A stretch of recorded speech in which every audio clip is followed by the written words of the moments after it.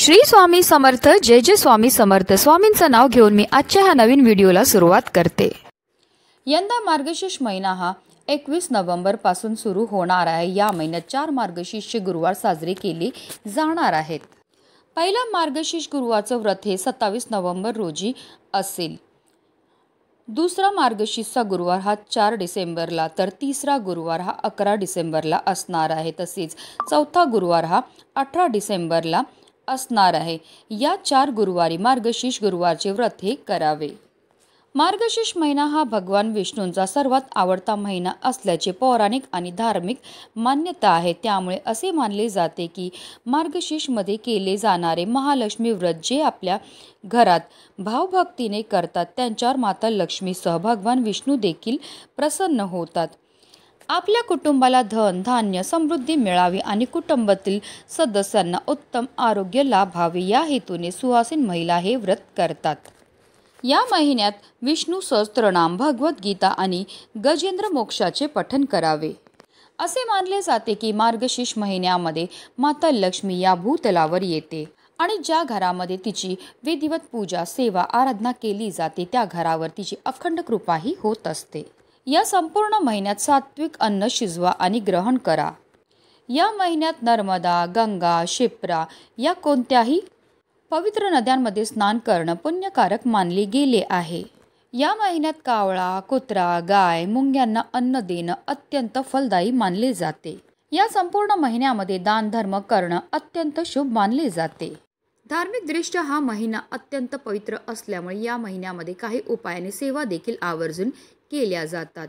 पण या पवित्र महिन्यामध्ये काही चुका आहेत ज्या आवर्जून आपल्याला टाळायच्या, तसेच काही भाज्या आहेत ज्या आवर्जून आपल्याला चुकूनही आपल्या घरामध्ये बनवायचे नाहीत। जर कळत नकळत आपल्याकडनं या भाज्यांचं सेवन केलं गेलं तर त्यामुळे माता लक्ष्मी आपल्यावर रुष्ट होईल, ज्यामुळे आपल्या जीवनामध्ये गरिबी अडचणी संकटांना आपल्याला सामोरं हे जावं लागेल।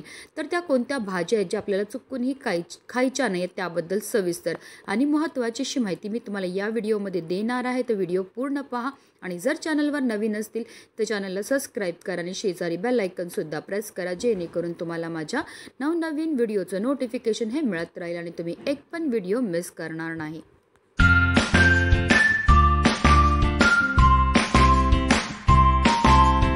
हिंदू धर्मात मार्गशीर्ष महिन्याला अनन्यसाधारण असं महत्त्व आहे आणि मार्गशीर्ष महिन्यामध्ये येणाऱ्या गुरुवाराला विशेष महत्त्व हे दिलं जातं। मार्गशीर्ष गुरुवारचं व्रत हे सूर्योदयापासून ते सूर्यास्तापर्यंत पाळलं जाणारं व्रत आहे। असे मानले जाते की मार्गशीर्ष गुरुवारचं व्रत केल्याने तसेच माता लक्ष्मी आणि श्रीहरी विष्णूंची पूजा केल्याने आपल्याला लक्ष्मी नारायणाची कृपा आशीर्वाद प्राप्त होतात आणि माता लक्ष्मीच्या कृपेने आपल्याला धन सुख समृद्धी ऐश्वर्याची प्राप्ती होते। संपूर्ण मार्गशीर्ष महिन्यामध्ये आपल्याला सकाळी लवकर उठून गंगा नदीमध्ये स्नान करायचे किंवा घरच्या घरी आंघोळीच्या पाण्यामध्ये गंगाजल टाकून स्नान हे करायचं आहे। त्यानंतर आपल्याला संपूर्ण मार्गशीर्ष महिन्यामध्ये सूर्यदेवांना आवर्जून जल अर्पण करायचं आहे। जल अर्पण करताना आपल्याला ओम सूर्यदेवाय नमः ओम आदित्याय नमः या मंत्राचा जप हा करायचा। असं केल्यामुळे संपूर्ण दिवसभर आपल्या शरीरामध्ये सकारात्मकता राहते। मार्गशीर्ष महिन्यामध्ये विष्णू सहस्त्रनाम भगवद्गीता आणि गजेंद्र मोक्षाचे पठण करावे, यामुळे आपले पितृ आपल्यावर प्रसन्न होतात। या काळामध्ये श्रीहरी विष्णू श्रीकृष्ण आणि देवी लक्ष्मीची पूजा करणे शुभ मानले जाते।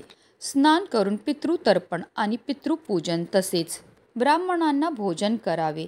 ज्यांना गंगा घाटावर पितृतर्पण करणे शक्य नसेल त्याने घरच्या घरी शुद्ध गाईच्या तुपाचा दिवा लावून आणि घरी पुजाऱ्याला बोलवून पितृतर्पण करू शकतात। यावेळेस ब्राह्मणांना दक्षिणा तसेच वस्त्र आणि अन्न दान करावे।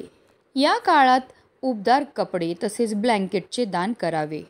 मार्गशीर्ष महिन्यामध्ये तुळशीच्या झाडाजवळ नियमित दिवा लावावा, यामुळे देवी लक्ष्मी प्रसन्न होते आणि आशीर्वाद देते। या महिन्यात विशेषतः एकादशी आणि पौर्णिमेला गीतेचे पठण केल्याने ज्ञान आणि मोक्षाची प्राप्ती होते।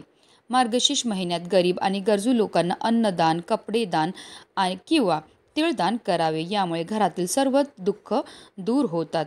या महिन्यात शंखाची पूजा करणे आणि शंख फुंकणे घरात शांती आणि समृद्धी आणते, कारण शंख भगवान विष्णूंना प्रिय आहे। तसेच या मार्गशीर्ष महिन्यामध्ये जर तुमच्या दारावर एखादा भिक्षुक आला, गरीब आला किंवा एखादी गरजू महिला आली तर आवर्जून आपल्या यथाशक्तीप्रमाणे त्यांना आपल्याला मदतही करायची आहे. कारण असं म्हटलं जातं, कोणत्या रूपामध्ये देवी येऊन आपली परीक्षा बघेल हे आपल्याला सांगता येणार नाही.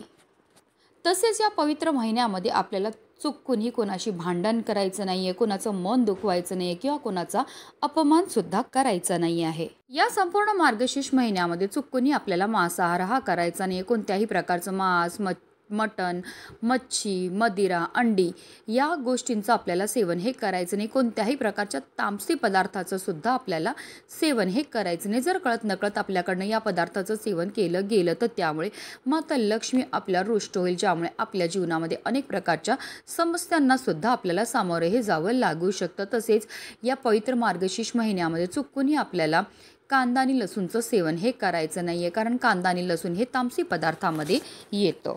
तसेच वांग्याच्या भाजीचं सेवनसुद्धा आपल्याला चुकूनही या मार्गशीर्ष महिन्यामध्ये करायचं नाही, कारण वांगंसुद्धा तामसी पदार्थामध्ये येतं. तसेच आपल्याला कोबीच्या भाजीचं सेवनसुद्धा या संपूर्ण मार्गशीर्ष महिन्यामध्ये करायचं नाही आहे. दुधी भोपळ्याचं सेवन आपल्याला करायचं नाही आहे. तसेच मसूरची जी डाळ असते त्याचंसुद्धा सेवन आपल्याला संपूर्ण मार्गशीर्ष महिन्यामध्ये करायचं नाही आहे. तसेच तुम्ही जर व्रत करणार असतील आणि त्यामध्ये तुम्ही फळाहार घेणार असतील तर त्या फळामध्ये चुकूनही तुम्हाला फणसाचं सेवन हे करायचं नाही आहे, कारण फणससुद्धा तामसी पदार्थामध्ये येतो. तर या काही भाज्या आहेत, त्याचबरोबर या काही चुका आहेत ज्या आपल्याला आवर्जून या संपूर्ण मार्गशीर्ष महिन्यामध्ये टाळायच्या आहेत. म्हणजे आपल्या घरामध्ये आपल्याला सेवन नाही करायचं आहे, तसेच घराच्या बाहेर जाऊन सुद्धा आपल्या घरातील इतर सदस्यांनी सुद्धा सेवन हे करायचं नाही. जर कळत नकळत आपल्याकडनं या भाज्यांचं सेवन केलं गेलं किंवा या चुका केल्या गेल्या तर त्यामुळे माता लक्ष्मी आपल्यावर रुष्ट होणार आहे. आणि जर आपल्यावर धनाची देवी रुष्ट झाली तर आपल्या जीवनामध्ये गरिबी, दारिद्र्य हे येऊ शकतं. म्हणूनच हा व्हिडिओ जास्तीत जास्त लोकांपर्यंत शेअर करा, जेणेकरून कोणाकडनंही अशा प्रकारच्या चुका झाल्या नाही पाहिजेत, हीच मनामध्ये इच्छा. श्री स्वामी समर्थ. जय जय स्वामी समर्थ.